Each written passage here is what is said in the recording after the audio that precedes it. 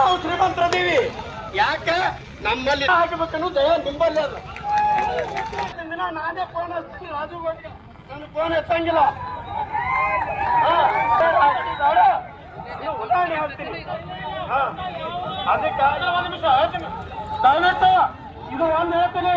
ಯಾಕೆ ಒಂದು ನಿಮಿಷ, ಇಲ್ಲಿ ಎಲ್ಲರೂ ಬಂದಾರ, ಸರ್ವ ಜನ ಬಂದಾರ, ಒಟ್ಟಾಗಿ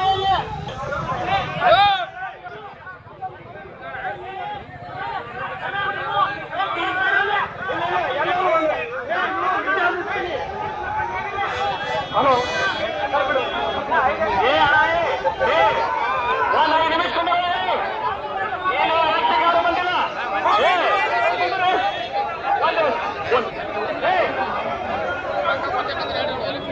ಹಲೋ ಹಲೋ ಹಲೋ ಅಣ್ಣ ಅಣ್ಣ ಓ ಕಂಕಲ್ ಅಣ್ಣ, ಎಲ್ಲರೂ ದಯವಿಟ್ಟು ಕೇಳಿ, ದಯವಿಟ್ಟು ಅಣ್ಣ. ಇಲ್ಲಿ ರೈತರ ಮಕ್ಕಳಿಗೆ ಬಂದಿದೆ, ಎಲ್ಲರೂ ರೈತರನ್ನ ಪ್ರತಿಭಟಿಸೋಣ.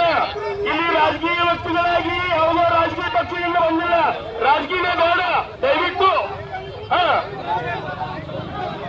ಓ ಅಣ್ಣ ಬೇಕೇ ಬೇಕು, ಬೇಕೇ ಬೇಕು.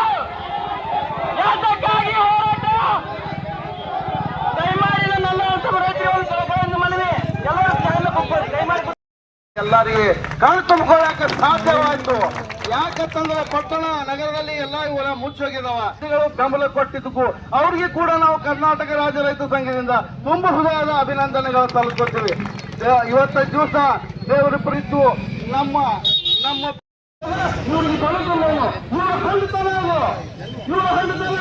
ಅದೇ ಕಬ್ಬಿನಲ್ಲಿ 3,400 ಕೊಡ್ತಾರ, ಇವ್ರು ಅದೇ 20,000 ಕೊಡ್ತಾರ. ಯಾಕೆ ನಾವು ಕೇಳಕ್ಕೆ ಇವತ್ತಿಗೆ ಮಾಡ್ತಾ ಇದ್ವಿ? ಬರೀ ನಿಖರ ಸುದ್ದಿನೇ ಹೇಳ್ತಾರೆ ಇವರು. ಬೆಲೆ ಸಿಗುವವರೆಗೂ ನಾವು ಇಲ್ಲಿ ನೋಡೋದು ಬೇಡ. ನಾವು ಬಂದಾಗ